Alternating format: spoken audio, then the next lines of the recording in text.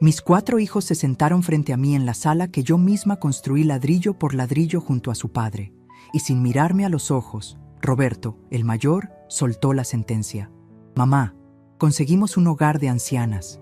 Vas a estar mejor allá. Hay gente de tu edad. Soy Elena. Tengo 74 años, y en ese momento, mientras ellos repartían mi vida como buitres, decidí que no verían ni una sola lágrima caer por mis mejillas arrugadas. No sabían que mi silencio escondía un plan que tardaría 3 años en madurar. Todo ocurrió un domingo. Se supone que los domingos son para comer en familia, para reír, para ver crecer a los nietos. Pero ese domingo no hubo risas. No trajeron a los nietos. Desde que entraron por la puerta sentí el frío. No el frío del clima, sino ese frío que te cala los huesos cuando sabes que algo malo va a pasar. Roberto, Lucía, Miguel y Clara, mis 4 orgullos. Los 4 títulos universitarios que pagué cosiendo ropa hasta la madrugada y vendiendo empanadas en la puerta del colegio. Estaban ahí, sentados en el sofá de terciopelo verde, ese que mi difunto esposo Antonio compró con su primer aguinaldo hace 40 años. Se veían incómodos, pero decididos. Mamá, siguió Roberto, que siempre fue el que llevaba la voz cantante. Hemos estado hablando. Esta casa es muy grande para ti sola. Es peligrosa. Las escaleras, el jardín, requiere mucho mantenimiento. Además, mamá, interrumpió Lucía, mi única hija mujer, la que yo creía que me cuidaría. Tú te olvidas de las cosas. El otro día dejaste la luz del patio encendida toda la noche. Nos preocupamos por ti. En El atardecer feliz te van a cuidar profesionales. Tienen enfermeras las 24 horas. Miré la mesa de centro. Había unos papeles. No eran folletos coloridos de un lugar de descanso. Eran documentos legales. Aunque mis ojos ya están cansados, reconocí el sello de una notaría. ¿Y la casa?, pregunté.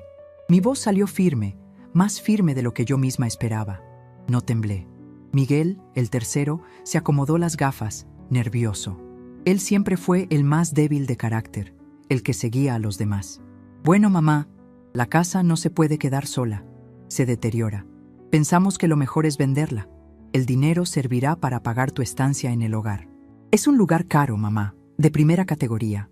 Ahí estaba la verdad, desnuda y cruel. No era mi seguridad, no eran mis olvidos, era el dinero. La casa valía mucho ahora. El barrio se había puesto de moda, habían construido un centro comercial cerca. Mi terreno era una mina de oro, y yo, su madre, era el obstáculo para cobrar. Sentí un dolor agudo en el pecho, pero no era un infarto. Era el corazón rompiéndose en pedazos más pequeños de lo que creí posible. Recordé cuando Clara tuvo fiebre tifoidea y no dormí en 2 semanas cuidándola. Recordé cuando Roberto chocó el auto del vecino y yo usé mis ahorros secretos para que no tuviera problemas legales. Recordé cada sacrificio, cada plato de comida que me quité de la boca para que ellos estuvieran llenos. Y ahora me descartaban, como a un mueble viejo que ya no combina con la decoración. ¿Cuándo?, pregunté. Solo esa palabra. Clara, la menor, la que siempre fue mi consentida, bajó la cabeza. Mañana, mamá. Ya tenemos la reserva. Si no entras mañana, perdemos el cupo. Mañana. Ni siquiera me daban tiempo de despedirme de mis rosales, ni de acariciar las paredes que guardaban el eco de las risas de su padre. Está bien, dije. Me levanté despacio, apoyándome en mi bastón, no porque lo necesitara tanto, sino para darme dignidad. Voy a empacar. Se quedaron mudos, esperaban gritos, esperaban llanto, esperaban que les rogara. Por favor, hijos, no me echen de mi casa, déjenme morir aquí. Tenían preparados los discursos para consolar a la pobre vieja dramática, pero yo no les di ese gusto. Caminé hacia mi habitación, cerré la puerta y puse el seguro. Me senté en el borde de la cama y respiré hondo. El olor a lavanda de mis sábanas me envolvió. No llores, Elena, no llores, me repetí. Si lloras, ellos ganan. Si lloras, aceptas que eres una carga. Saqué mi maleta vieja de debajo de la cama, esa maleta de cuero marrón que usamos Antonio y yo en nuestra luna de miel. Estaba llena de polvo, pero firme, como yo. Empecé a guardar mis cosas. No ropa elegante. ¿Para qué? Guardé mis camisones cómodos, mis chales de lana. Pero entonces Fui al fondo del armario. Allí, detrás de una caja de zapatos viejos, había un doble fondo en el piso de madera que Antonio me había enseñado a hacer. Levanté la tablita suelta. Allí estaba, mi pequeña caja de metal oxidada. Mis hijos sabían que yo tenía una pensión del gobierno, una miseria que apenas daba para el pan y la leche. Sabían que Antonio no había dejado fortuna en el banco. Lo que no sabían, lo que nunca se molestaron en preguntar, es qué había hecho yo durante los últimos 15 años desde que enviudé. Ellos pensaban que yo pasaba las tardes tejiendo bufandas para regalar o viendo telenovelas. No sabían de mis inversiones. No sabían de los terrenos que mi comadre Juana me aconsejó comprar a las afueras cuando nadie daba un peso por ellos y que vendimos hace 2 años. No sabían de la cuenta de ahorros que abrí en la cooperativa del pueblo vecino, a nombre de Elena S.A., mi pequeña sociedad anónima de costura y reparaciones. Abrí la caja. Allí estaba la libreta de la cuenta y, más importante aún, el testamento que había redactado en secreto hacía 6 meses, cuando empecé a notar que Roberto miraba mucho los papeles de la casa. Metí la caja de metal entre los pliegues de mi abrigo de invierno más grueso, ese abrigo pesado que nadie revisaría porque estamos en primavera. «Mamá, ¿necesitas ayuda?», escuché la voz de Lucía al otro lado de la puerta. Sonaba culpable. «No», respondí seca. «Yo puedo sola. He podido sola toda mi vida, hija». Terminé de empacar. Una maleta. 74 años de vida reducidos a 20 kilos de ropa y recuerdos. Dejé las fotos en las paredes. Dejé los cuadros. Dejé la vajilla de porcelana. Que se lo queden todo. Que vendan hasta el último clavo. Se llevarán el dinero, pero no se llevarán mi bendición. Esa noche no dormí. Me quedé sentada en el sillón de mi cuarto, escuchando los ruidos de la casa. Escuché a mis hijos abajo, cuchicheando. «Fue más fácil de lo que pensé», dijo Roberto. «Me da pena», dijo Clara. «Pena te va a dar cuando veas la cuenta del mantenimiento de esta casa si no la vendemos ya», replicó Miguel. «Es lo mejor para ella. Estará atendida. Nosotros tenemos nuestras vidas, no podemos ser enfermeros. Nosotros tenemos nuestras vidas». Esa frase se me grabó a fuego. Yo les di la vida a ellos, pero ellos no tenían espacio en la suya para mí.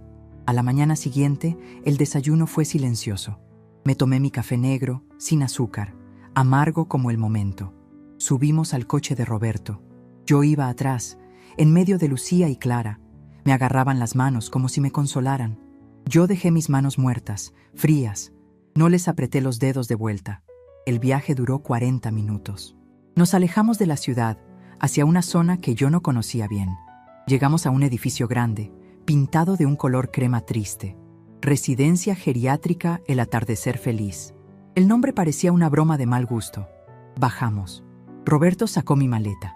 Pesaba poco para él. En la recepción, todo olía a limpio, pero a ese limpio químico que trata de tapar otros olores. Olor a encierro, olor a sopa hervida, olor a final. La directora, una mujer con sonrisa de plástico, nos recibió. «Bienvenida, doña Elena. Aquí va a estar como una reina. Sus hijos la quieren mucho para traerla a nuestro mejor servicio». La miré y sonreí. Una sonrisa pequeña, irónica. «Sí, me quieren muchísimo», dije. Mis hijos se miraron entre ellos incómodos. Me llevaron a mi habitación. Era pequeña. Una cama individual, una mesita de luz, un armario estrecho y una ventana que daba a un muro de ladrillos. «Bueno, mamá». Roberto se frotó las manos. «Ya estás instalada. Vendremos a visitarte el domingo». «Sí, mami, te traeremos helado», dijo Clara, con los ojos llorosos. Ahora sí quería llorar ella. «Váyanse», dije tranquilamente. Me senté en la cama. Tienen cosas que hacer. Tienen una casa que vender. Se quedaron helados. No esperaban que fuera tan directa. «Mamá, no lo digas así. Es por tu bien». «Váyanse», repetí, cerrando los ojos. Escuché sus pasos alejarse. Escuché sus voces bajando el pasillo, mezcla de alivio y culpa. «Ya está hecho», escuché decir a Miguel. Cuando el silencio por fin reinó en la habitación, abrí los ojos. Me levanté y fui hacia la ventana. Vi el coche de Roberto alejarse por la carretera. Me di la vuelta y miré mi maleta. La abrí despacio. Saqué mi abrigo de invierno y palpé el forro hasta encontrar la caja de metal. La saqué y la puse sobre la cama. Mis hijos pensaban que me habían encerrado para morir. Pensaban que yo era una viejita indefensa que se apagaría triste en un rincón, esperando sus visitas de caridad una vez al mes. No tenían ni idea. 3 años. Ese era el tiempo que yo calculaba que necesitaría. 3 años para ejecutar lo que tenía en mente. Miré la libreta de ahorros y el contacto de un viejo amigo abogado que me debía un favor muy grande. Me sequé una lágrima solitaria que se me había escapado, no de tristeza, sino de rabia. «Vas a estar mejor allá», me habían dicho. Sí, hijos míos, voy a estar mejor, pero no de la forma que ustedes creen. Ustedes acaban de cometer el error más grande de sus vidas al subestimar a la mujer que les enseñó a caminar. Me alicé la falda, tomé aire y salí al pasillo del asilo con la cabeza en alto. La vieja acababa de morir en esa habitación. La estratega acababa de nacer. Y lo primero que necesitaba era aliados. Miré a mi alrededor, a los otros ancianos sentados en las sillas de ruedas.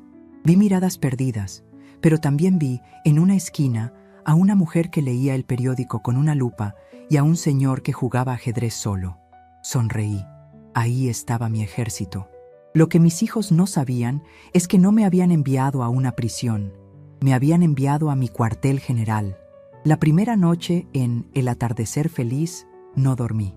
No por miedo, sino por cálculo. Me pasé las horas mirando las grietas del techo, contando las respiraciones roncas que se escuchaban desde las habitaciones vecinas y trazando un mapa mental de mi nueva realidad. Mis hijos creían que me habían dejado en un depósito de ancianos. No sabían que me habían dado el regalo más peligroso de todos: tiempo libre y anonimato. A la mañana siguiente, decidí ponerme mi máscara. Esa fue la primera regla de mi estrategia. Hazte la tonta para atrapar al sabio. Si quería mover mis fichas sin que nadie sospechara, tenía que ser exactamente lo que ellos esperaban ver. Una anciana frágil, un poco lenta, resignada a su destino. «Buenos días, abuelita», me saludó una enfermera joven con voz chillona, como si le hablara a un bebé o a un perro sordo. «¿Cómo amanecimos hoy? ¿Lista para el desayuno?». La miré con los ojos entrecerrados. Dejé caer un poco los hombros y le respondí con voz temblorosa. «Sí, señorita, tengo hambre». «¿Dónde está mi Roberto?». «Su hijo vendrá el domingo, abuelita». «Venga, vamos a comer». «Perfecto». Ya me había catalogado. La viejita que extraña al hijo. Eso me volvía invisible. Nadie vigila a la viejita triste. El comedor era un salón amplio con olor a avena hervida y desinfectante de pino. Me sentaron en una mesa cerca de la ventana. Observé todo. Vi quién mandaba de verdad. No era la directora. Era la jefa de enfermeras, una mujer robusta que manejaba las llaves con autoridad militar. Vi los puntos ciegos de las cámaras de seguridad. Vi las rutinas. Y vi a mis potenciales reclutas. En la mesa de la esquina estaba el señor del ajedrez que había visto el día anterior. Jugaba solo, moviendo las piezas blancas y luego las negras, con una rapidez mental que no coincidía con sus manos artríticas. A su lado, una mujer de cabello plateado impecable leía un libro grueso de historia, ignorando el televisor que pasaba dibujos animados a todo volumen. Me comí la avena sin azúcar sin quejarme. Necesitaba energía. Después del desayuno, en el horario libre, arrastré mis pies hacia la mesa de ajedrez. «Mueve el caballo a F3», murmuré bajito, casi como si hablara sola, mientras pasaba por su lado. El hombre levantó la vista, sorprendido. Tenía ojos grises, duros como el acero. «¿Qué dijo?». «Dije que si mueve el alfil, le comen la reina en 2 jugadas. Mejor el caballo», respondí, esta vez mirándolo fijamente, pero manteniendo mi postura encorvada por si alguien miraba. El hombre miró el tablero. Luego me miró a mí. Una sonrisa torcida apareció en su rostro. «Soy Mateo, ex profesor de matemáticas. Llevo aquí 2 años y eres la primera persona que no me pregunta si ya tomé mi pastilla para la presión». «Elena», dije, sentándome frente a él. «Y no necesito pastillas, necesito información». Mateo fue mi primera victoria. En menos de 1 hora me contó todo lo que necesitaba saber sobre el lugar. ¿Quiénes eran los enfermeros corruptos? ¿Quiénes eran los buenos? ¿A qué hora cambiaban los turnos? Y lo más importante, que la señal de Wi-Fi de la administración llegaba con fuerza a la biblioteca. Un lugar que casi nadie usaba porque la mayoría de los residentes apenas veían para leer. ¿Y tú qué buscas, Elena?, me preguntó Mateo mientras movía su torre. ¿Escaparte? No, le respondí, moviendo mi peón. Escapar es para los cobardes. Yo voy a conquistar. Esa tarde puse en marcha la segunda fase, recursos ocultos. Me encerré en el baño de mi habitación, el único lugar con verdadera privacidad. Saqué mi caja de metal del abrigo. Dentro, además de la libreta de ahorros, tenía un pequeño teléfono celular antiguo, de esos de tapa, que había guardado por emergencia. Pero eso no me servía para lo que planeaba. Necesitaba un teléfono inteligente. Necesitaba internet. Necesitaba acceder a mi cuenta bancaria y a los correos electrónicos. Necesitaba un contrabandista. Había observado a una de las auxiliares de limpieza, una chica llamada Camila. Tenía ojeras profundas, zapatos gastados y siempre estaba mirando el reloj. La había escuchado hablar por teléfono en el pasillo, llorando por una deuda de la universidad. La desesperación tiene un olor particular, y yo lo conocía bien. Esperé a que entrara a limpiar mi cuarto. «Cierra la puerta, hija», le dije con mi voz normal, firme y autoritaria. La chica se sobresaltó y casi tira la escoba. «Doña Elena, no puedo cerrar, las normas». «Cierra la puerta», repetí, sacando un billete de $50 de mi escondite. No era mucho, pero para alguien que cuenta las monedas para el autobús, era una fortuna. Camila miró el billete. Sus ojos se abrieron. Cerró la puerta con el pie. «¿Qué necesita?», susurró. «Necesito un teléfono inteligente. No tiene que ser nuevo, pero que funcione bien y tenga internet. Y necesito una tarjeta prepago a nombre de nadie». «Eso cuesta más de 50, señora». Metí la mano en el forro del abrigo y saqué 2 billetes más. $150. «Cómpralo barato. Quédate con el cambio. Y si alguien se entera, diré que me lo robaste». «¿Trato hecho?». La chica tragó saliva. Asintió. «Mañana en el turno de la tarde. Lo esconderé dentro de la funda de su almohada». Al día siguiente, tenía el mundo en mis manos. Un pequeño aparato rectangular brillando bajo mis sábanas. Esperé a que fuera de noche.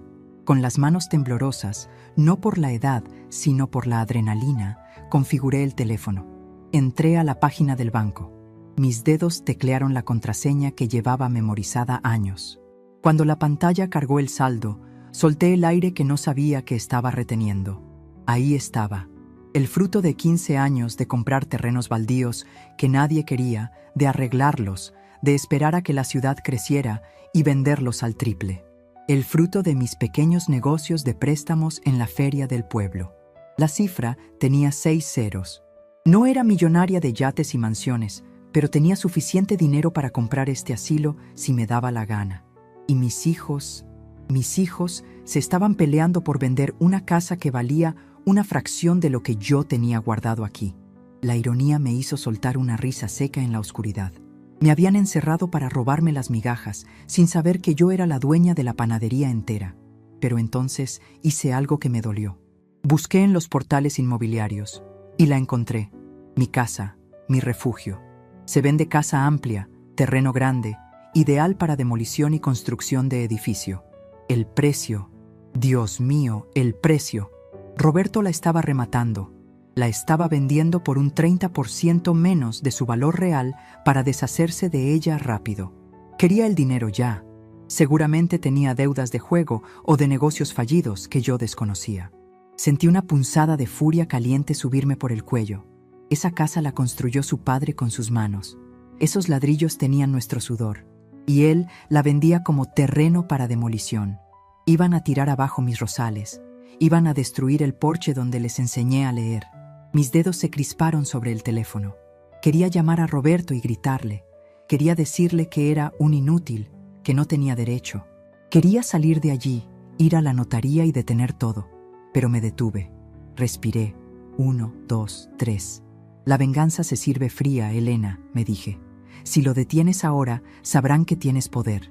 Sabrán que no eres la viejita senil. Y vendrán por todo. Te declararán incompetente mentalmente, dirán que estás loca y tomarán control de tus cuentas. No podía reaccionar con el hígado, tenía que reaccionar con el cerebro. Miré la pantalla de nuevo. Miré el saldo de mi cuenta secreta, y entonces el plan comenzó a formarse. Un plan audaz, un plan que requería paciencia de araña tejiendo su red. No iba a detener la venta, iba a dejar que la vendieran, pero no a cualquier extraño. Busqué en mis contactos del correo electrónico. Doctor Álvarez, mi viejo amigo notario, el único que conocía mi secreto, el hombre que me ayudó a crear Elena S.A. Le escribí un correo a las 3 de la mañana. Querido Jorge, necesito que actives la sociedad anónima. Vamos a hacer una compra inmobiliaria, pero mi nombre no puede aparecer en ningún lado. El comprador será una empresa fantasma. Quiero que ofrezcas el precio que piden, al contado, con la condición de confidencialidad absoluta. Compra mi casa, Jorge. Cómprasela a mi hijo. Y cuando la tengas, no la demuelas. Ciérrala y espera mis instrucciones. Atentamente, la prisionera. Envié el correo. Me sentí poderosa. Me sentí viva. Mis hijos iban a recibir su dinero. Iban a creer que habían ganado. Se gastarían hasta el último centavo, porque el dinero fácil se va fácil. Y cuando estuvieran arruinados de nuevo, cuando vinieran a buscarme para pedirme perdón o para ver si me había muerto, se encontrarían con la verdadera dueña del tablero. A la mañana siguiente, me desperté con una energía renovada. Me puse mi mejor chal. Salí al pasillo y vi a Mateo. Le guiñé un ojo. Hoy empiezo a ganar la partida, profesor, le susurré. Fui al jardín. Era domingo, día de visitas. Vi llegar el coche de Roberto. Bajaron él y su esposa, Marta. Traían una caja de helado barato que se estaba derritiendo. Se acercaron a mí con esas sonrisas falsas que ya me daban náuseas. «Mamá, qué bien te ves», dijo Roberto, besándome la frente con asco. «Te traemos buenas noticias. Ya casi tenemos un comprador para la casa. Todo va a salir bien. Vas a tener tu estancia aquí pagada por años». Me hice la desentendida. Miré un pajarito que volaba cerca. «Ah, qué bueno, mijo. Qué bueno», dije babeando un poquito a propósito. «¿Me trajiste helado de fresa?» «Sí, mamá, de fresa». Comí el helado. Estaba dulce y empalagoso, como sus mentiras. Mientras comía pensaba, disfruta tu victoria, hijo. Vende la casa. Crees que te estás deshaciendo de un problema, pero en realidad acabas de firmar un contrato con el destino. Y el destino soy yo. Ese día entendí que la soledad no es mala. La soledad es un taller donde se forjan las armas más fuertes. 3 años, pensé.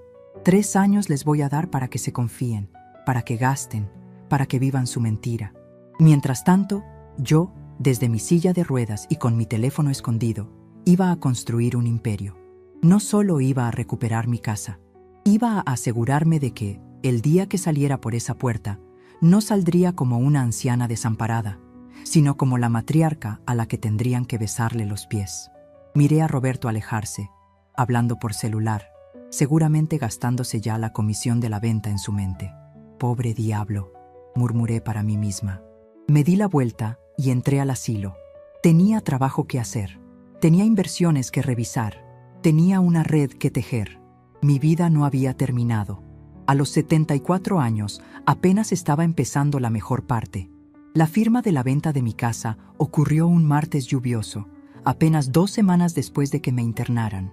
Roberto vino solo, con una carpeta de cuero bajo el brazo y esa prisa nerviosa de quien está a punto de cometer un crimen y quiere huir de la escena. «Solo tienes que firmar aquí, mamá», dijo, poniendo el bolígrafo en mi mano. «Ya está todo arreglado. El comprador es una empresa de inversiones. Pagaron al contado. Es un milagro, mamá». Miré el papel. Inversiones El Roble S.A. Casi se me escapa una sonrisa. Roberto no tenía ni la menor idea de que El Roble era yo. El nombre se me ocurrió mirando el viejo árbol del patio de mi casa, ese que él amenazaba con cortar. Mi abogado, Jorge, había hecho un trabajo impecable. Me hice la temblorosa. Agarré el bolígrafo con fuerza, fingiendo que la artritis me impedía controlar el trazo, y garabateé una firma torcida. «¿Y mis rosales, hijo?», pregunté con voz de niña perdida. «¿El hombre va a cuidar mis rosales?». Roberto rodó los ojos, impaciente, mientras guardaba los documentos como si fueran oro. «Mamá, van a demoler todo, ya te lo dije, pero no pienses en eso. Piensa que con este dinero tu estancia aquí está asegurada por años. Estarás tranquila». Se fue sin darme un beso. Se fue corriendo a repartir el botín con sus hermanos. En ese momento comenzó mi verdadera ejecución silenciosa. Los primeros meses fueron de una calma engañosa. Mis hijos desaparecieron. Ya tenían el dinero, así que la vieja dejó de ser una urgencia. Yo, por mi parte, aproveché ese abandono para fortalecer mi posición. Con mi teléfono inteligente escondido y la ayuda de Camila, la chica de la limpieza que ya era mi cómplice leal, empecé a operar. Camila se convirtió en mis ojos y mis manos fuera del asilo. Yo le daba listas de compras y ella volvía con lo que necesitaba. A cambio, le pagaba sus libros de la universidad. Empecé a transformar el asilo, pero desde las sombras. La comida del lugar era terrible.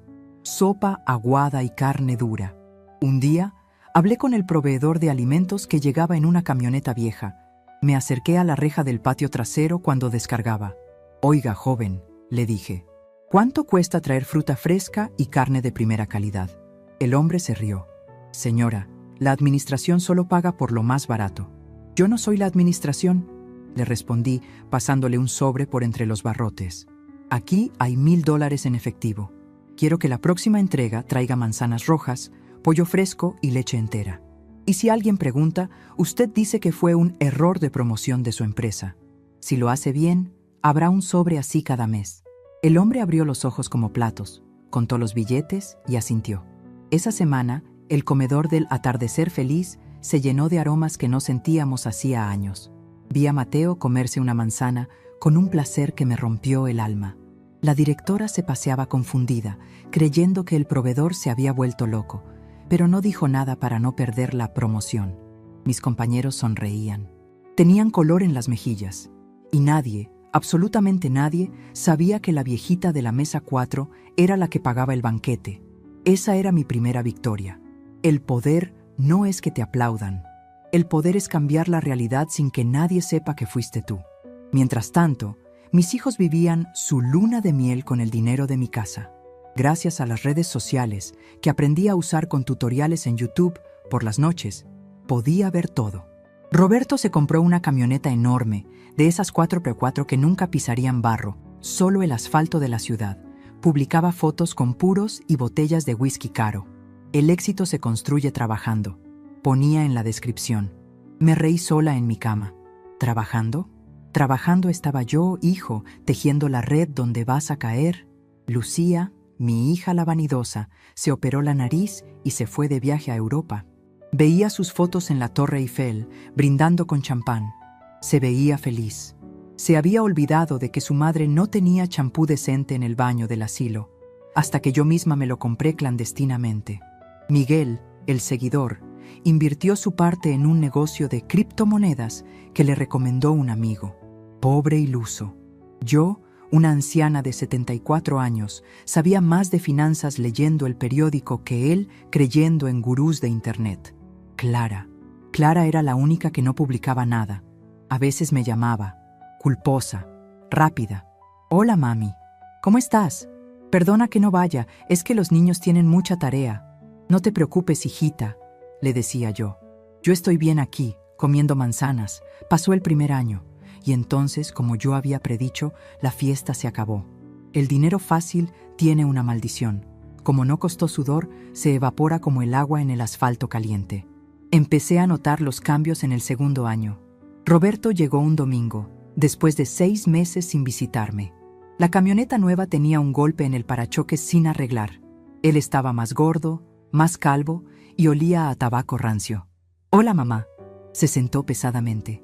«¿Cómo te tratan?» «Bien, hijo. Aquí tranquila». «Oye, mamá», se rascó la cabeza. «Quería preguntarte, ¿tú no tenías unas joyas guardadas? Es que Lucía dice que la abuela te dejó unos anillos». «Los vendí hace años, Roberto, para pagarte la universidad. ¿No te acuerdas?» Su cara se descompuso. «Ah, sí, es verdad. ¿Pasa algo, hijo?», pregunté clavándole la mirada. «No, nada. Negocios. El mercado está difícil, pero no te preocupes». Sabía lo que pasaba. Mi abogado Jorge me había informado. Roberto había hipotecado su propia casa para mantener el estilo de vida que ya no podía pagar. El dinero de la venta de mi hogar se había esfumado en autos, viajes y malas decisiones. Ahora estaba cavando un hoyo para tapar otro. Miguel fue el siguiente en caer. El negocio de las criptomonedas resultó ser una estafa piramidal. Perdió todo. Tuvo que volver a trabajar de empleado en una ferretería, ganando el salario mínimo, humillado, después de haber presumido de ser un inversor. Lucía volvió de Europa con deudas en las tarjetas de crédito que no podía pagar. Su marido la dejó. Se tuvo que mudar a un apartamento pequeño. Yo observaba todo desde mi centro de mando, en la biblioteca del asilo. Cada desgracia de ellos era una confirmación de que yo había hecho lo correcto al proteger mi patrimonio. Si les hubiera dado mi dinero, lo habrían quemado igual. Pero la verdadera prueba llegó casi al cumplir los 3 años de encierro. Fue el momento en que decidí apretar la soga. Llamé a Jorge. Jorge, es hora de la fase 2. Quiero que Inversiones El Roble ponga la casa en alquiler. ¿En alquiler, Elena?, preguntó él. ¿A quién? A nadie. Pon el cartel. Se alquila. Quiero que Roberto lo vea. Quiero que vea que la casa sigue ahí, intacta, burlándose de él. Y así fue. Roberto pasó por delante de nuestra vieja casa y vio el cartel. Me lo contó Clara por teléfono, llorando. Mamá, Roberto está deprimido. Pasó por la casa y dice que no la demolieron, que la arreglaron y está preciosa. Dice que se siente un estúpido por haberla vendido tan barata. Las cosas pasan por algo, hija, dije yo, con una calma que me asustaba hasta a mí. Pero el golpe final, el que detonó el desenlace, vino de la administración del asilo. Un día, la directora me llamó a su oficina. Doña Elena, siéntese. Tenemos un problema. ¿Qué pasa?, pregunté, aunque ya lo sospechaba. Sus hijos se han retrasado en los pagos. Llevan 3 meses sin pagar la mensualidad. Hemos intentado contactarlos, pero el señor Roberto no contesta y su hija Lucía dice que no tiene dinero. La directora suspiró fingiendo pena. Usted sabe que esto es un negocio, Elena. Si no se ponen al día para fin de mes, lamentablemente tendremos que trasladarla a un asilo estatal. Usted sabe, los del gobierno, donde hay hacinamiento y no hay recursos. Me quedé callada. El asilo estatal, el lugar donde los viejos van a morir olvidados en pasillos fríos. Esa era la amenaza. Mis hijos se habían gastado todo el dinero de la venta de mi casa, dinero que supuestamente era para mi cuidado, en menos de 3 años. Y ahora me dejaban caer. Podría haber sacado mi chequera en ese momento.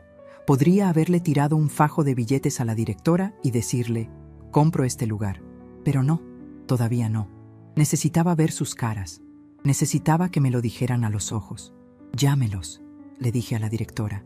Dígales que vengan todos. Dígales que es una emergencia médica, que me estoy muriendo. ¿Cómo dice? La directora se sorprendió. Si les dice que es por dinero, no vendrán. Dígales que es el final, que vengan a despedirse. Quiero verlos aquí el domingo. La directora, quizás por morbo o quizás porque quería cobrar, aceptó. El domingo llegó. El cielo estaba gris, pesado. Me vestí, no con la bata de hospital, sino con mi mejor vestido, uno azul oscuro que había guardado para una ocasión especial. Me peiné yo misma, recogiendo mi cabello blanco en un rodete elegante.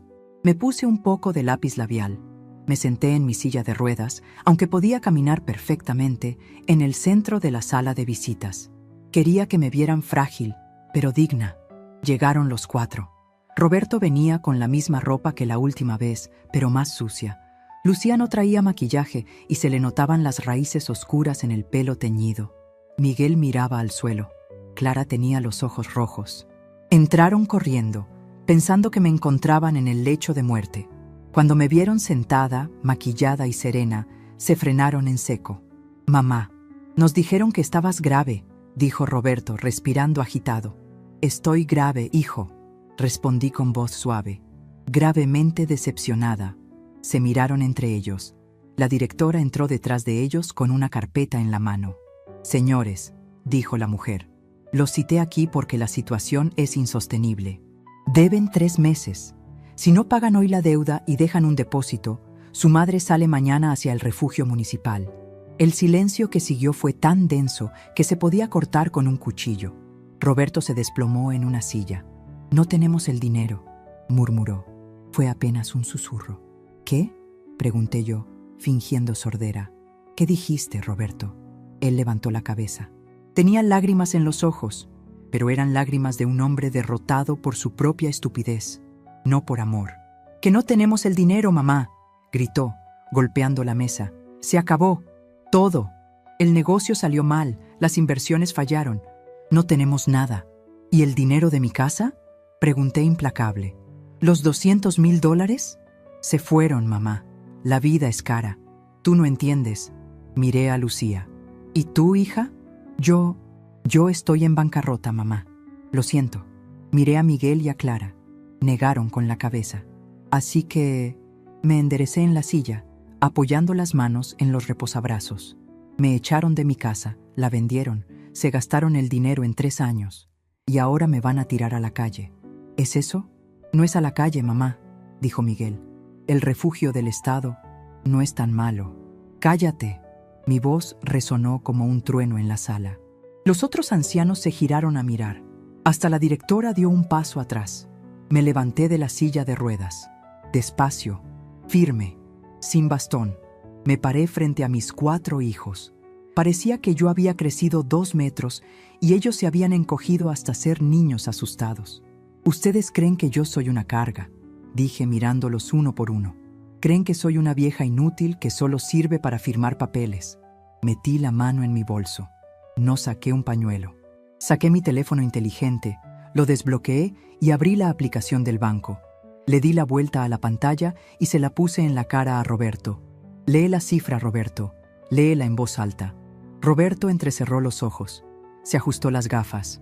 350,000, balbuceó. Se quedó mudo. «¿Qué es esto?», preguntó Lucía, acercándose. «Es mi dinero», dije. Guardé el teléfono. «El dinero que hice mientras ustedes pensaban que yo tejía bufandas. El dinero que no les di porque sabía que harían exactamente lo que hicieron. Despilfarrarlo. Mamá, tú tienes ese dinero». Roberto empezó a sonreír, una sonrisa codiciosa, desesperada.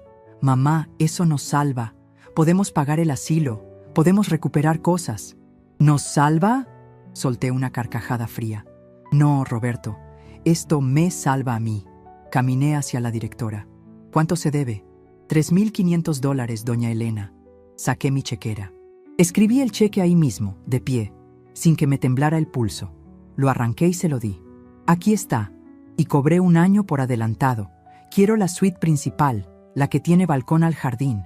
Y quiero que contraten a un fisioterapeuta privado para el señor Mateo y fruta fresca para todos, todos los días». La directora agarró el cheque como si fuera sagrado. «Sí, doña Elena, por supuesto». Me giré hacia mis hijos. Estaban pálidos, como fantasmas.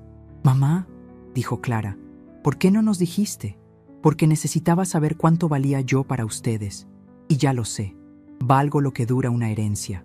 Pero mamá, somos tus hijos. Necesitamos ayuda», lloriqueó Miguel. «Sí, necesitan ayuda», asentí. «Pero no financiera. Necesitan aprender a ser hombres y mujeres decentes. Y la lección empieza hoy».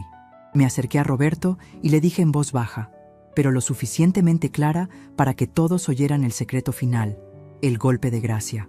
«Ah, y una cosa más. Esa empresa, Inversiones El Roble, la que compró la casa. ¿Qué tiene?», preguntó él temblando. «Soy yo». Roberto se quedó sin aire. Abrió la boca pero no salió sonido. «Yo compré mi casa, con mi dinero. Ustedes se gastaron el dinero de mi empresa fantasma. La casa es mía, siempre fue mía. Y la semana que viene vuelvo a ella». «¿Y nosotros?», preguntó Lucía, con un hilo de voz. Sonreí, una sonrisa que no llegaba a los ojos. «Ustedes tienen prohibida la entrada». Di media vuelta y empecé a caminar hacia el pasillo, dejando atrás a 4 estatuas de sal y a una directora que me miraba con reverencia. Mientras me alejaba, escuché a Roberto vomitar en el suelo del shock. La ejecución había terminado. Ahora empezaba mi renacimiento. Salí de la residencia el atardecer feliz, no como una anciana que es dada de alta, sino como una generala que ha ganado la guerra. El sol de la mañana me daba en la cara y por primera vez en 3 años, el aire no olía a desinfectante ni a sopa rancia, sino a libertad. No llamé a mis hijos para que me recogieran. Esa humillación ya la había vivido una vez y no la repetiría. En su lugar, un coche negro y brillante, conducido por un chofer de uniforme, me esperaba en la puerta. Era un lujo innecesario, lo sé, pero era un mensaje. Un mensaje para cualquiera que estuviera mirando. Elena ya no pide permiso. Elena da órdenes. A mi lado caminaba Camila, la chica de la limpieza que había sido mi cómplice. Llevaba mi maleta vieja, esa de cuero marrón que había entrado conmigo llena de dolor y ahora salía llena de planes. ¿Está segura de esto, doña Elena?, me preguntó Camila, nerviosa por subir a un coche tan elegante. Nunca he estado más segura, hija. Y tú ya no eres la chica de la limpieza. A partir de hoy eres mi asistente personal. Te pagaré el doble de lo que ganas aquí y tendrás tiempo para terminar tus estudios. ¿Trato? Camila sonrió con lágrimas en los ojos y asintió. Subimos al coche. El trayecto hacia mi casa fue un viaje a través de la memoria. Pasamos por el parque donde llevé a mis hijos a jugar, por la escuela donde vendí empanadas, por la iglesia donde velé a mi Antonio. Cada esquina me recordaba un sacrificio, cada calle un esfuerzo, y pensar que ellos habían querido borrar todo eso por unos cuantos billetes. Cuando el coche se detuvo frente a mi casa, el corazón me dio un vuelco. Allí estaba, mi casa. No la habían demolido. Gracias a mi maniobra secreta, las paredes seguían en pie. Los rosales estaban un poco descuidados, crecidos como selva virgen, pero vivos. La pintura estaba descascarada, pero la estructura era firme, como yo. Bajé del coche apoyándome en mi bastón, no por debilidad, sino para sentir la tierra bajo mis pies. Saqué la llave de mi bolso, esa llave que había guardado Jorge, mi abogado, durante todo este tiempo. La metí en la cerradura. Giró con un clac suave, como dándome la bienvenida. Entré. El olor a encierro era fuerte, pero debajo de eso todavía olía a mi hogar. Olía a la madera de cedro, a la cera de los pisos, a los recuerdos. Me senté en mi sillón favorito, que todavía estaba cubierto con una sábana blanca para protegerlo del polvo. Ya llegué, Antonio, susurré al vacío. Ya recuperé nuestro castillo, pero la paz duró poco. Como dice el dicho, hierba mala nunca muere. Y la codicia de mis hijos era una hierba muy resistente. Apenas 2 días después de mi regreso, mientras Camila y yo limpiábamos las ventanas y abríamos la casa a la luz, sonó el timbre. No eran visitas de cortesía, era un notificador judicial. Detrás de él, al otro lado de la calle, vi el coche de Roberto. No se atrevía a acercarse, el cobarde. Estaba vigilando. Firmé el papel que me extendió el hombre y lo leí. Mis manos temblaron, pero esta vez de pura ira. Era una citación. Mis 4 hijos, Roberto, Lucía, Miguel y Clara, habían presentado una solicitud de urgencia ante un juez. Pedían mi interdicción civil. En palabras sencillas, querían que el juez me declarara loca.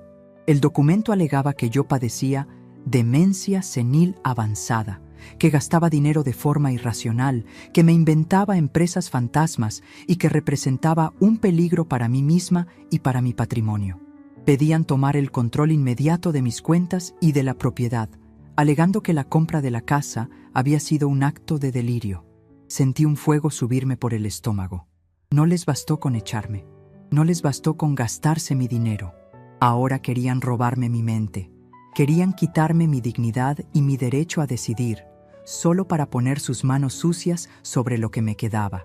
¿Qué pasa, doña Elena?, preguntó Camila, asustada al ver mi cara. Pasa que mis hijos acaban de cometer su último error, dije, arrugando el papel en mi puño. Creen que estoy loca. Muy bien. Voy a demostrarles que la locura y la genialidad a veces se parecen, pero la diferencia es quién gana al final. Llamé a Jorge. Prepara todo, le dije. No vamos a ir al juzgado. Vamos a traer el juicio aquí, cítalos. Diles que acepto someterme a una evaluación, pero que quiero hacerlo en mi casa, frente a toda la familia, para aclarar las cosas. Diles que estoy confundida y asustada, que muerdan el anzuelo. El sábado fue el día elegido. Mis hijos llegaron puntuales, acompañados de un abogado joven, con traje barato y cara de tiburón, y un médico psiquiatra que seguramente habían pagado para que firmara lo que ellos quisieran. Entraron a la sala con esa arrogancia de quienes creen tener la victoria en el bolsillo. «Mamá», dijo Roberto, intentando sonar compasivo, aunque sus ojos brillaban de codicia. Hacemos esto porque te queremos. No estás bien. Eso de comprar la casa, esas fantasías de empresas, es una señal de que necesitas ayuda. Nosotros administraremos todo por ti. Estarás tranquila. Yo estaba sentada en la cabecera de la mesa del comedor. Llevaba un traje sastre gris impecable, mis perlas falsas y el pelo perfectamente peinado. A mi derecha estaba Jorge, mi abogado, con una montaña de carpetas. A mi izquierda, Camila, tomando notas en una libreta. «Siéntense», dije. Mi voz no tembló. Era la voz de la mujer que había negociado con proveedores duros, que había regateado precios en mercados difíciles y que había criado a 4 bestias. El abogado de ellos tomó la palabra. «Señora Elena, dada su avanzada edad y los recientes comportamientos erráticos, mis clientes solicitan la tutela legal. Si usted firma esto voluntariamente, evitaremos el escándalo de un juicio público». Miré el documento. Era mi sentencia de muerte civil. Si firmaba, yo pasaba a ser una niña a los ojos de la ley y ellos tendrían el control de cada centavo. Antes de hablar de mi salud mental, dije pausadamente, me gustaría repasar algunos números, porque las matemáticas no mienten, y los locos no suelen ser buenos con las finanzas. Hice una señal a Jorge. Él abrió la primera carpeta. El día 15 de marzo de hace 3 años, leí, se vendió esta casa por $200,000. El dinero fue depositado en una cuenta mancomunada a nombre de Roberto, Lucía, Miguel y Clara. Levanté la vista. Se suponía que ese dinero era para mi cuidado en el asilo. $150,000 debían quedar en un fondo de inversión para generar intereses y pagar la mensualidad. 50,000 se repartieron ustedes como adelanto de herencia, ¿correcto? Roberto tragó saliva. Sí, mamá, pero las cosas... Silencio, ordené. Aquí tengo los extractos bancarios. Jorge, por favor. Jorge proyectó en la pared blanca de la sala, con un pequeño proyector portátil, las imágenes de los gastos. Junio del primer año, camioneta Ford Ranger, $45,000. Comprador, Roberto. Agosto del primer año, viaje a París y Roma, hoteles de 5 estrellas, $20,000. Beneficiaria, Lucía. Diciembre del primer año, inversión en criptofuturo, $30,000. Pérdida total. Inversor, Miguel. Enero del segundo año, remodelación de cocina y piscina en casa de los suegros, $15,000. Beneficiaria, Clara. El silencio en la sala era sepulcral. El psiquiatra que trajeron se removió incómodo en su silla. El abogado de ellos empezó a sudar. En total, continué implacable, ustedes gastaron el 95% de mi patrimonio en 28 meses. Dejaron de pagar el asilo hace 3 meses, poniéndome en riesgo de indigencia. Eso no prueba que no estés loca, soltó Lucía desesperada, con la cara roja de vergüenza pero aún venenosa. Gastaste una fortuna comprando esta casa a través de una empresa fantasma. Eso es paranoia. Sonreí. ¿Paranoia o estrategia? Me levanté. Caminé alrededor de la mesa. Ustedes dicen que estoy incapacitada, pero una persona incapacitada no funda una sociedad anónima. Una persona incapacitada no multiplica sus ahorros en la bolsa de valores mientras está encerrada en un asilo usando un teléfono prepago. Saqué otra carpeta.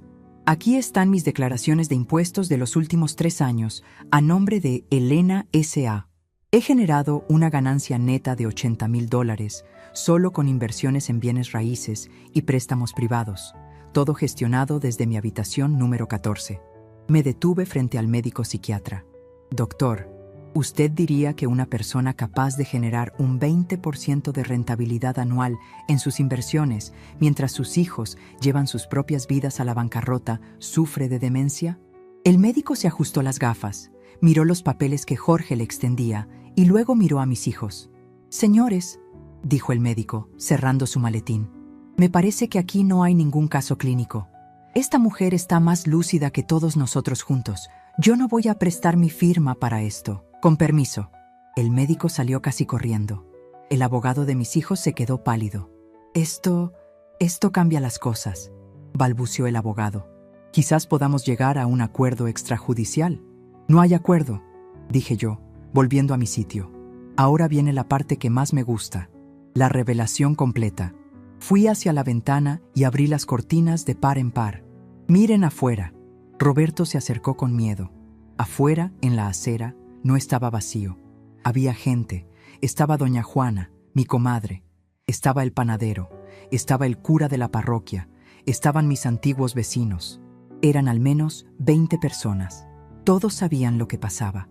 Todos sabían que mis hijos habían intentado declararme loca. Durante los años que estuve fuera, les dije a mis hijos: ustedes nunca saludaron a los vecinos, nunca ayudaron en la kermés de la iglesia. Cuando vendieron la casa, ni siquiera se despidieron de la gente que me vio llegar de novia a este barrio. Pero yo no perdí el contacto. Camila les llevó cartas mías. Cartas donde les contaba todo. ¿Les contaste? Miguel estaba aterrorizado. Les conté que me encerraron.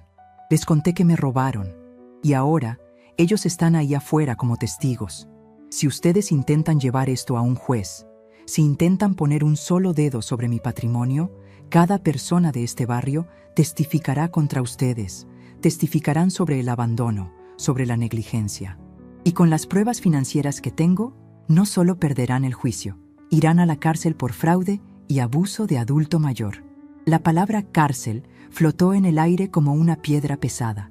Roberto se dejó caer en el sofá, tapándose la cara con las manos. Lucía empezó a llorar, pero esta vez era llanto de miedo real. Clara temblaba. «Mamá, por favor», suplicó Clara. «No nos hagas esto. Tenemos hijos, tus nietos, mis nietos», repetí con amargura.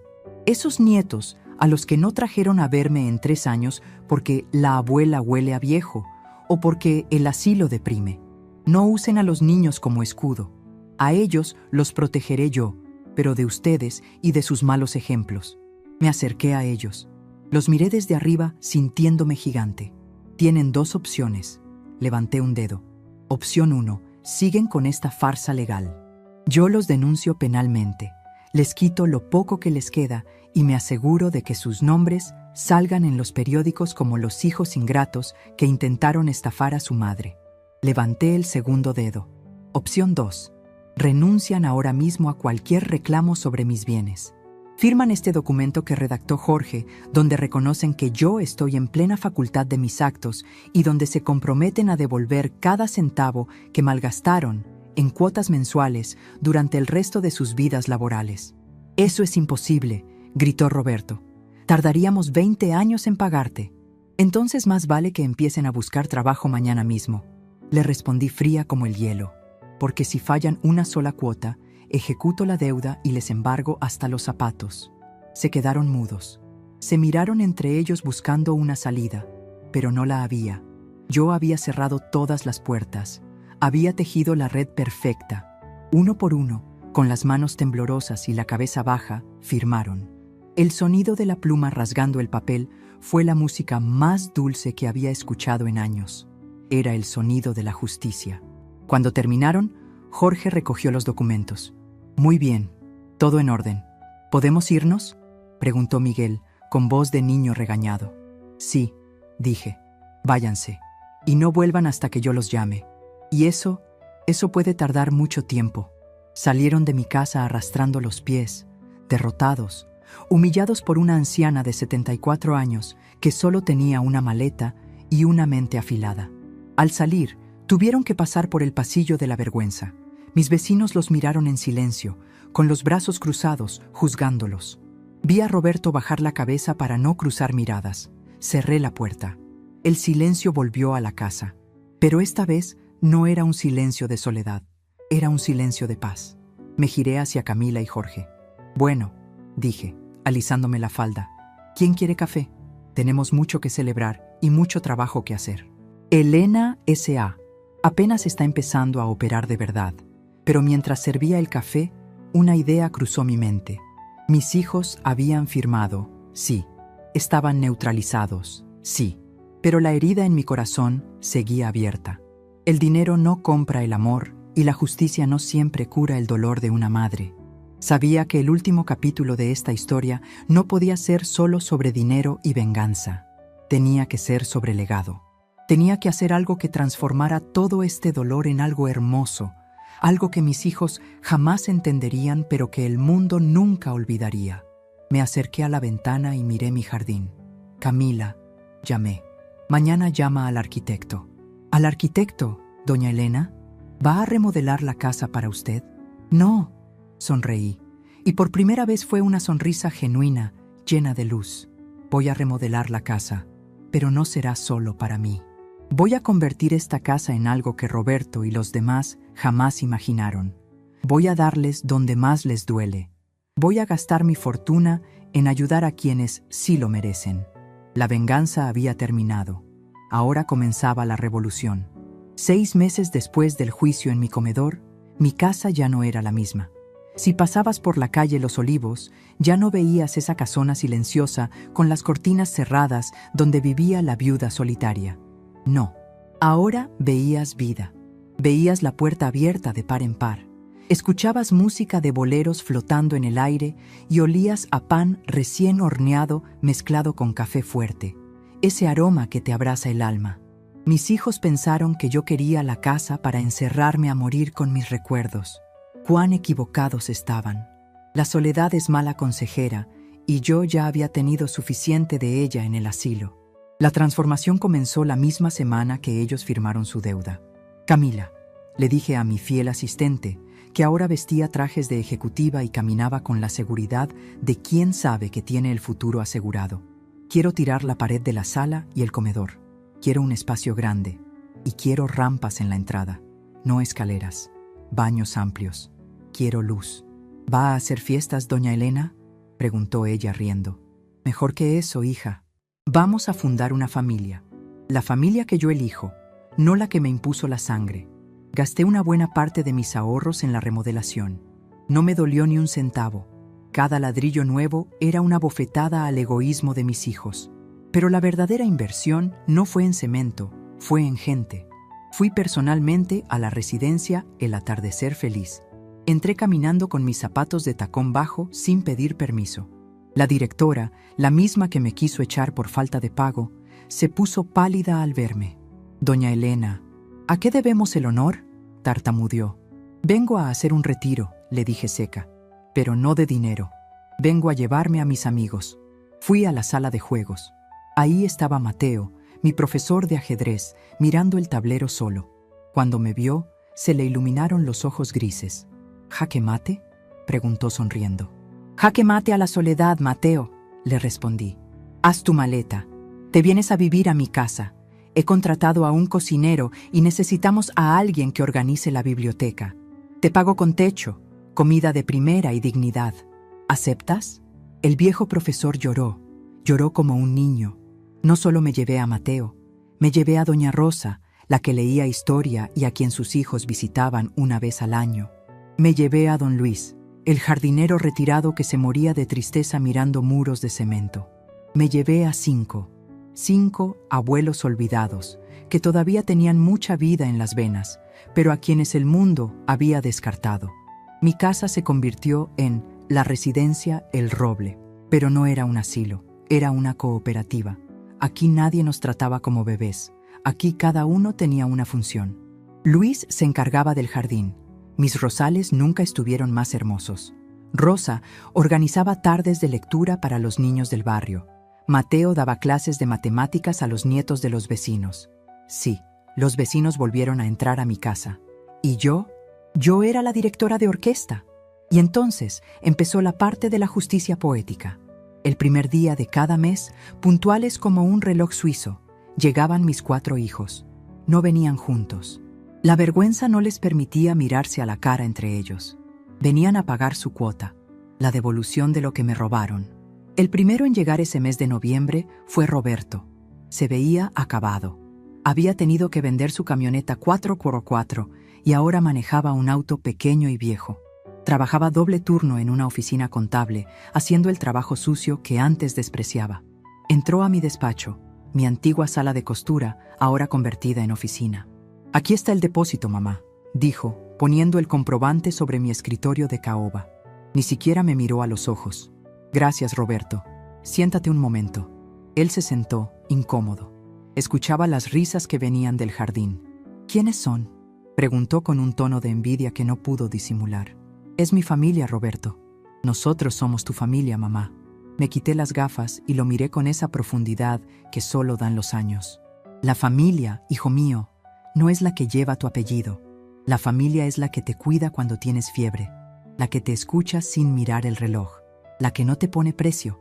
Ustedes son mis hijos biológicos, y siempre los querré por eso, pero perdieron el derecho a ser mi familia el día que me pusieron precio a mí. Roberto bajó la cabeza. Lo siento, mamá. Te juro que lo siento. Estoy pagando. Estoy trabajando duro. Lo sé, y me alegra, porque ese trabajo te está devolviendo la dignidad que perdiste queriendo dinero fácil. ¿Sabes qué hago con tu dinero, Roberto? Él negó con la cabeza. Mira por la ventana. Roberto se levantó y miró. En el jardín, Mateo estaba enseñándole ajedrez a un niño pobre del barrio. Don Luis estaba regalando flores a una vecina. Tu dinero y el de tus hermanos paga la comida de esta gente, paga sus medicinas. Cada centavo que ustedes me devuelven, yo lo invierto en dar amor a quienes fueron abandonados por hijos como ustedes. Ustedes me robaron por egoísmo, y yo uso ese dinero para sembrar generosidad. Es el ciclo perfecto. Roberto empezó a llorar en silencio. Por primera vez en años, vi en él al niño pequeño que se raspaba las rodillas y venía corriendo a mis brazos. Pero yo ya no podía abrazarlo igual. Esa cicatriz estaba ahí. Vete, hijo. Sigue trabajando. Nos vemos el próximo mes. Salía Roberto y entraba Lucía. Ella trabajaba ahora en una tienda de ropa, doblando camisetas 8 horas al día. Sus manos, antes manicuradas, estaban secas. Toma, mamá. Dejó el dinero. ¿Puedo ver el jardín? Puedes verlo desde aquí, Lucía. Mamá, mis hijos preguntan por ti. Quieren venir. Diles que la abuela está ocupada construyendo un legado. Cuando aprendan a respetar a sus padres, tal vez puedan venir a aprender a respetar a sus abuelos. Fui dura. Sí, muchos dirán que fui una bruja, pero el corazón blando cría hijos débiles, y yo ya había cometido ese error una vez. No lo cometería 2 veces. La fama de mi casa creció. La abuela millonaria que adoptó ancianos, decían en el pueblo. Vinieron del periódico local a entrevistarme. Me sacaron una foto en el porche, rodeada de mis nuevos hermanos, todos sonriendo, todos dignos, todos útiles. El titular decía: El renacer de los años plateados. La mujer que convirtió la traición en un refugio. Ese recorte de periódico lo enmarqué y lo colgué en la entrada, justo donde antes estaba el espejo, donde mis hijos se miraban para arreglarse el pelo antes de salir de fiesta. Pero el momento cumbre, el cierre real de mi historia, ocurrió en mi cumpleaños número 77, 3 años después de haber salido del asilo. Mis inquilinos me organizaron una fiesta sorpresa en el jardín. Había música, había pastel, había vecinos. Mis 4 hijos fueron invitados, no como protagonistas, sino como espectadores. Les permití venir con mis nietos. Fue extraño verlos ahí, parados en un rincón, viendo cómo otros me celebraban. Viendo cómo Mateo brindaba por mí llamándome la Salvadora. Viendo cómo Camila, que ahora estaba a punto de graduarse de abogada gracias a mi apoyo, me llamaba madre con una naturalidad que a ellos les faltaba. Mis nietos, que ya eran adolescentes, se acercaron a mí. «Abuela», me dijo el hijo mayor de Roberto, «mi papá dice que tú eres muy rica y muy lista. Dice que tú le enseñaste a trabajar». Sonreí y le acaricié la mejilla. «Tu papá aprendió tarde, mi amor. Tú asegúrate de aprender temprano. El dinero es una herramienta, no un dios. Y la gente mayor, somos bibliotecas que arden si nadie nos lee. No nos quemen». Esa noche, cuando todos se fueron y la casa quedó en ese silencio agradable de después de la fiesta, me senté en el porche con Jorge, mi abogado. «Elena», me dijo, «tengo los papeles listos. Tu testamento final. Léemelo, Jorge. Quiero estar segura». Jorge abrió la carpeta bajo la luz de la luna. Yo, Elena, en pleno uso de mis facultades mentales, declaro que mi patrimonio, incluyendo la casa, las inversiones de Elena S.A. y los cobros pendientes de la deuda de mis hijos, pasarán íntegramente a formar la Fundación La Maleta. Esta fundación tendrá como objetivo dar vivienda digna y empleo a adultos mayores descartados por sus familias. Asentí satisfecha. ¿Y la cláusula sobre mis hijos? Aquí está. A mis 4 hijos biológicos, Roberto, Lucía, Miguel y Clara, les lego la enseñanza más valiosa que poseo, la capacidad de valerse por sí mismos. Su herencia ya fue entregada en vida y gastada por ellos mismos. La deuda que mantienen conmigo será perdonada en el momento de mi muerte para que puedan empezar de cero, libres de carga, pero sin un centavo de mi esfuerzo extra. Firmé el documento. Sentí una paz infinita. No los dejaba en la miseria. Les perdonaba la deuda al morir. Les daba la libertad, pero no les daba el premio. El premio se lo quedaba la fundación. Mi casa seguiría siendo un refugio mucho después de que yo me fuera. Mis rosales seguirían floreciendo para otros ojos cansados. Miré hacia el cielo estrellado. ¿Viste, Antonio? Susurré. No perdimos la casa. La hicimos eterna. Hoy tengo 78 años. Mis rodillas duelen un poco más, pero mi mente es una navaja. Mis hijos siguen viniendo cada mes y aunque la relación nunca volvió a ser tierna, ahora es respetuosa. Me miran con admiración e incluso con un poco de miedo. Han aprendido que a la madre se la honra, no por su dinero, sino por su historia. A veces, cuando cae la tarde y me siento en mi mecedora, veo llegar a algún nuevo anciano, traído por un familiar cansado que busca deshacerse del problema. Yo los recibo en la puerta, veo el miedo en sus ojos, ese mismo miedo que yo tuve cuando vi mi maleta cerrada. Les sonrío, les tomo la mano arrugada y les digo: bienvenido, no te preocupes por tu maleta. Aquí no vienes a morir. Aquí vienes a vivir la mejor parte de tu historia.